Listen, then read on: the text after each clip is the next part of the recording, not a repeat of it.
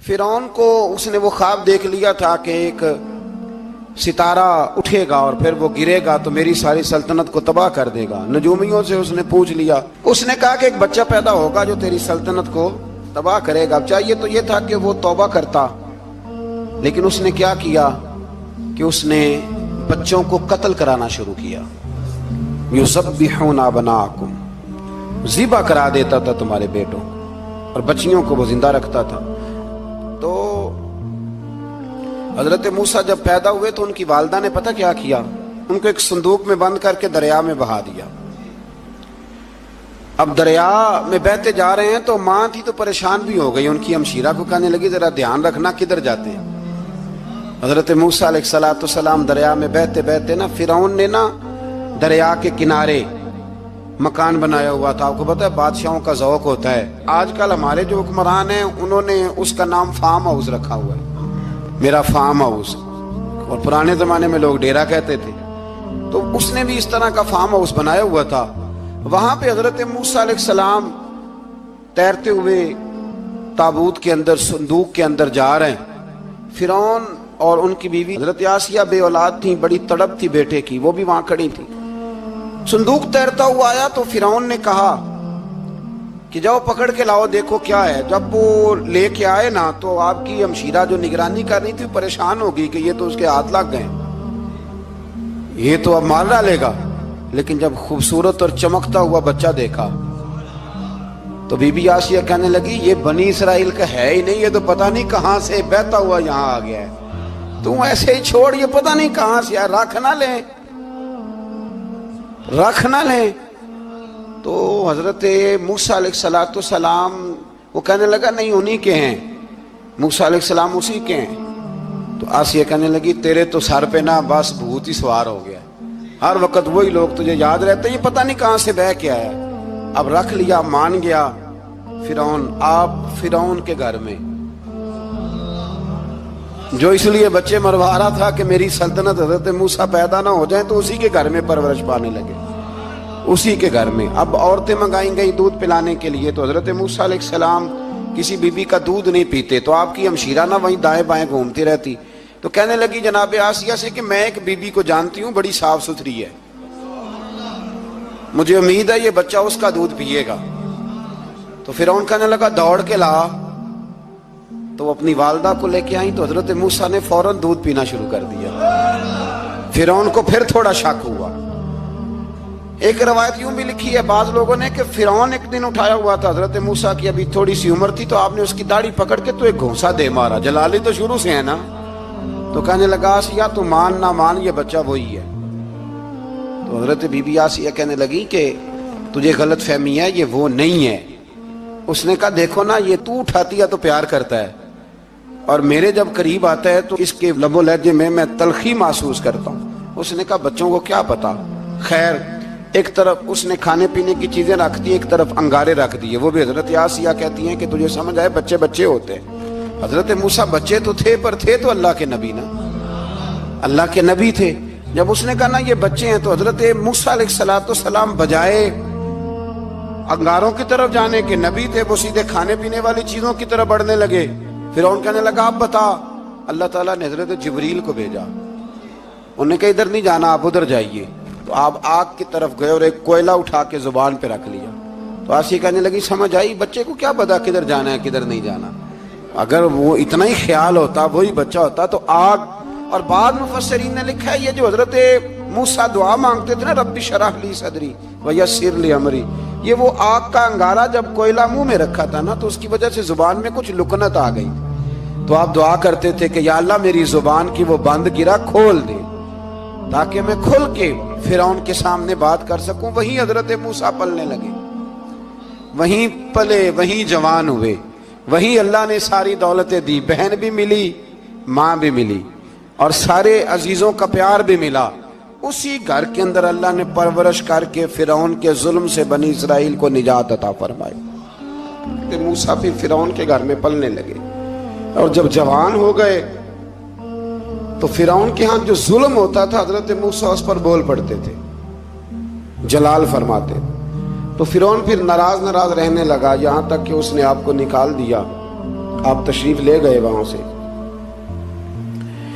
تو حضرت موسیٰ ایک دن شام کے وقت دوبارہ آئے بستی میں، لوگ سوئے ہوئے تھے.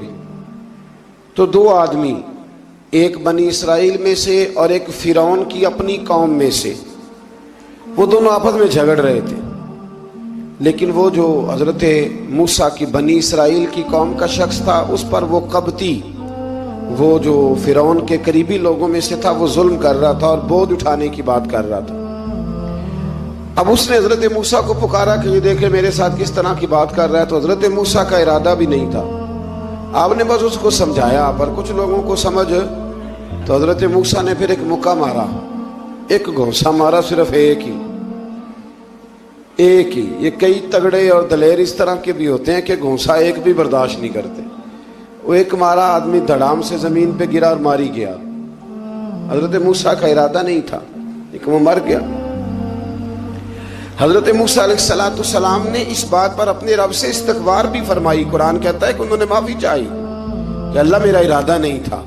بہرحال اگلے دن نا حضرت موسیٰ دوبارہ آئے.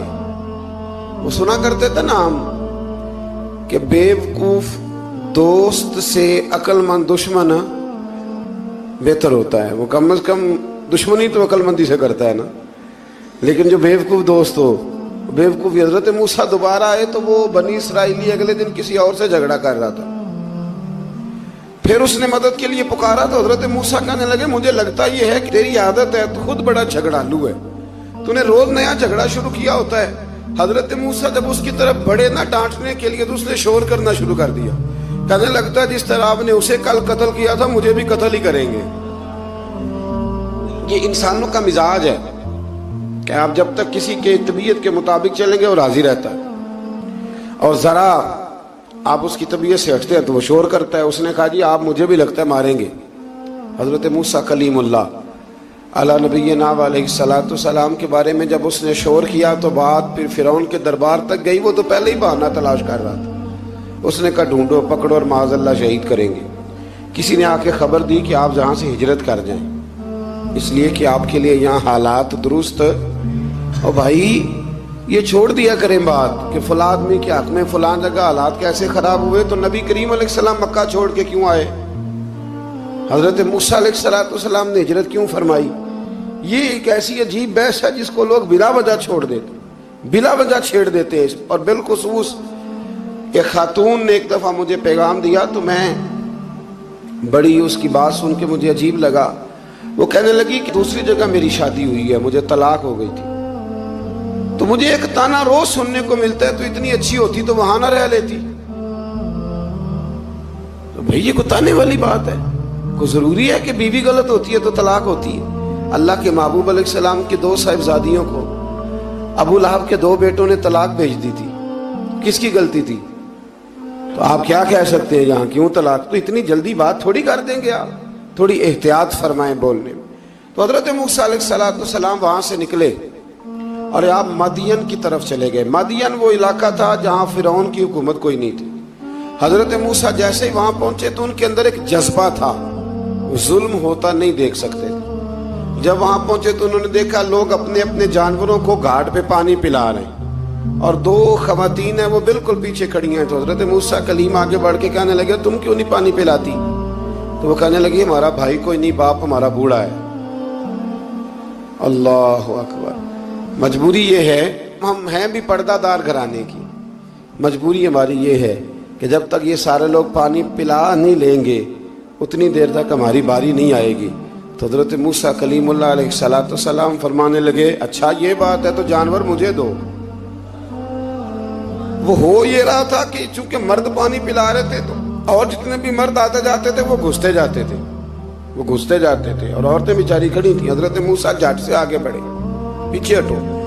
ان دو خواتین پاک باز عورتوں کے جانوروں کو پانی پلایا اور پھر آپ دوبارہ وہیں بیٹھ گئے. وہ بیویاں جلدی جلدی گھر گئیں، جا کے اپنے والد سے کہنے لگی ابا جی کمال ہو گیا، اس بستی میں ایک ایسا آدمی ملا ہے جو عورتوں کی طرف دیکھتا ہے تو نیکی کرنے کے لیے آگے بڑھتا ہے، جو مجبور اور بے کس کے لیے اچھے جذبات رکھتا ہے. فرمایا جلدی لاؤ، کچھ مفسرین اور طرف بھی گئے ہیں، لیکن جمہور نے لکھا ہے کہ وہ حضرت شعیب علیہ السلام تھے۔ حضرت شعیب نے گھر بلایا، اپنی ایک بیٹی کو بھیجا، فرمایا بیٹے بلا کے لاؤ۔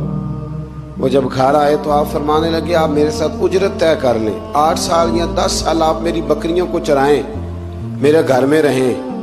اور پھر فوراً ہی فرمانے لگے اگر آپ ہمارے گھر میں رہیں گے، دیکھ بھال کریں گے، تو میں اپنی ایک بیٹی کا نکاح بھی آپ کے ساتھ کر دوں۔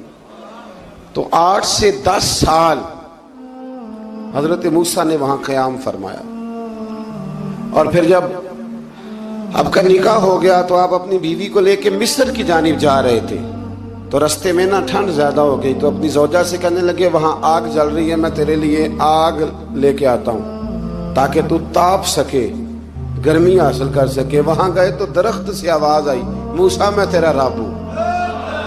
درخت سے آواز آئی موسیٰ میں تیرا رب ہوں۔ اور حضرت موسیٰ کلیم اللہ کو وہاں وحی آنی شروع ہوئی، وہاں وہی اللہ تعالیٰ نے انہیں وہ عصا عطا فرمایا جو پھر بعد میں اژدہا بنتا تھا۔ رب کریم نے وہیں حضرت موسیٰ کلیم کو وہیں ید بیضا عطا فرمایا۔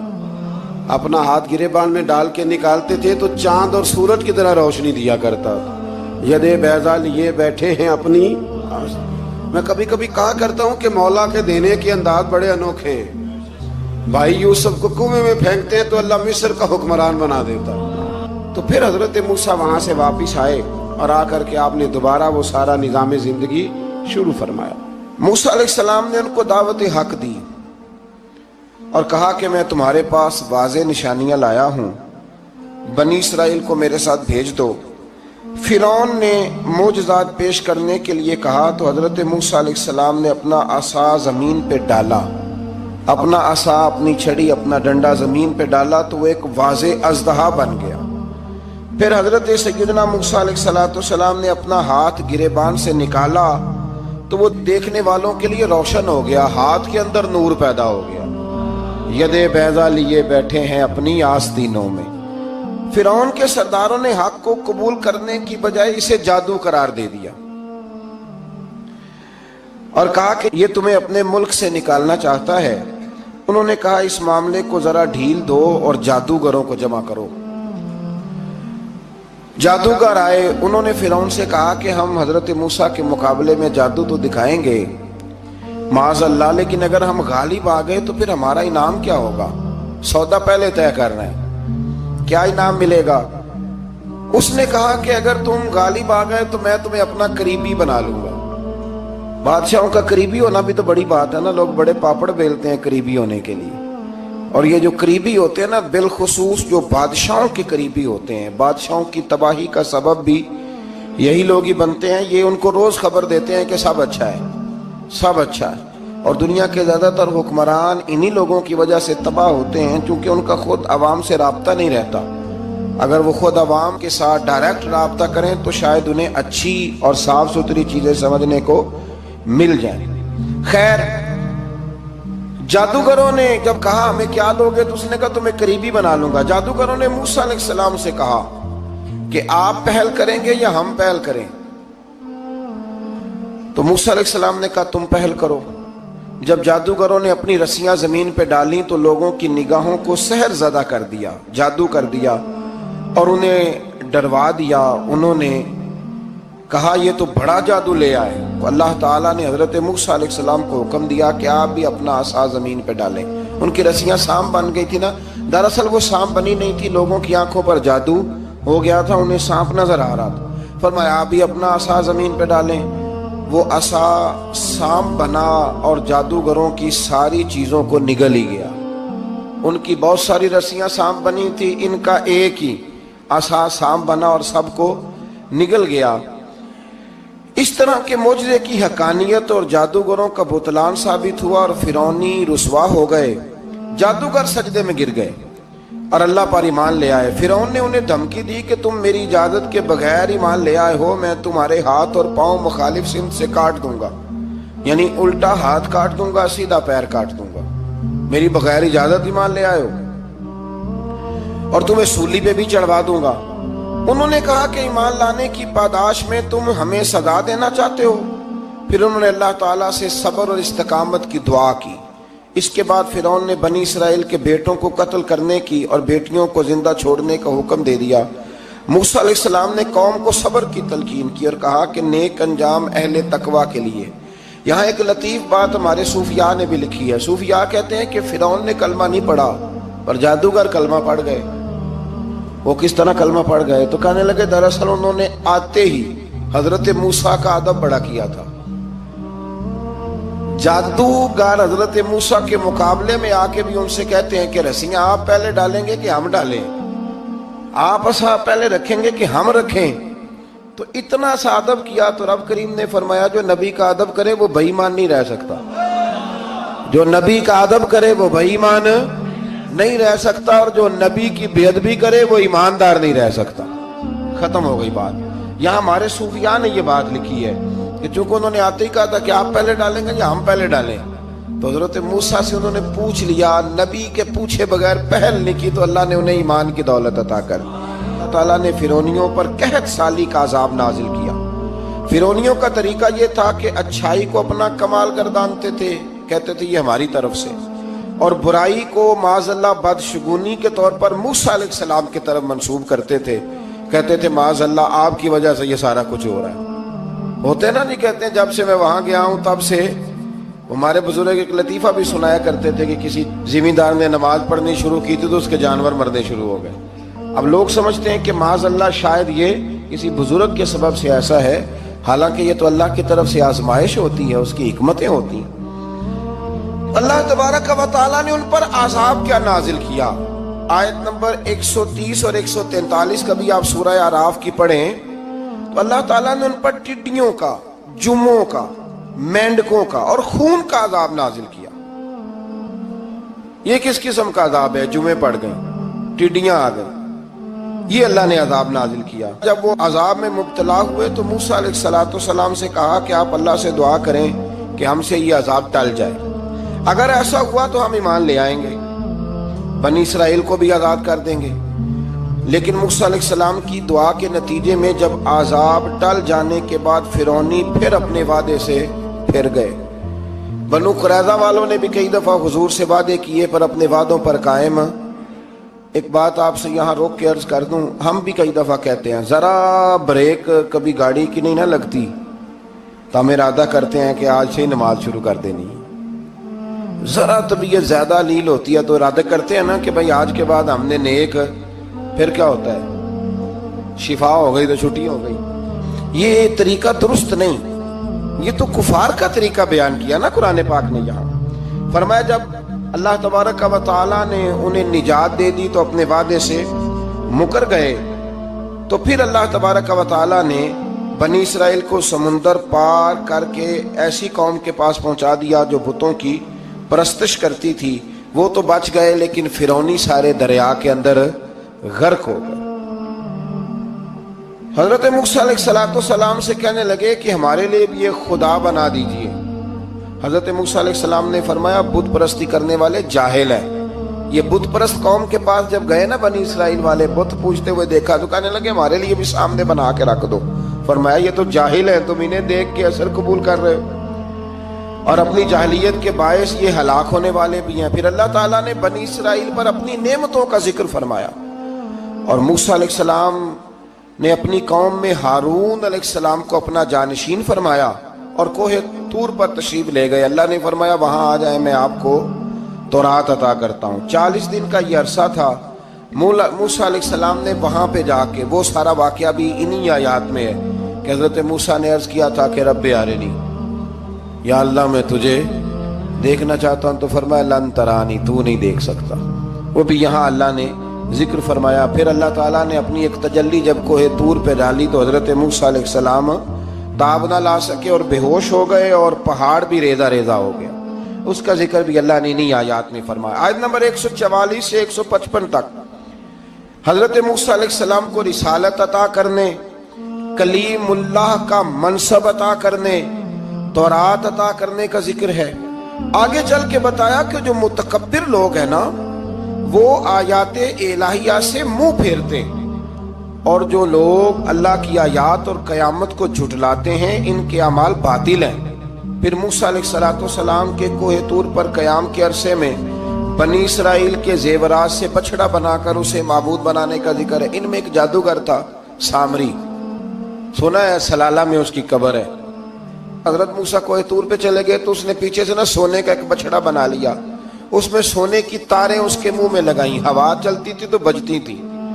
اتنے کمزور عقیدے کی یہ قوم تھی کہ انہوں نے فٹافٹ ماننا شروع کر لی، فٹافٹ ماننا، کہنے لگے یہ ٹھیک ہے۔ چنانچہ موسیٰ علیہ السلام جب واپس آئے تو قوم پر غصے اور افسوس کا اظہار فرمایا اور کہا میرے پیچھے تم نے ایسا برا کام کیا ہے۔ انہوں نے تورات کی تختیاں بھی زمین پہ ڈالی اور اپنے بھائی ہارون علیہ السلام کا سر پکڑ کے اس سے جواب طلبی کی۔ انہوں نے کہا اے میرے ماں جائے، بڑے خوبصورت لفظ ہے قرآن پاک، اے میرے ماں جائے، اے میرے بھائی، قوم نے مجھے بے بس کر دیا اور قریب تھا کہ یہ مجھے قتل بھی کر دیتے۔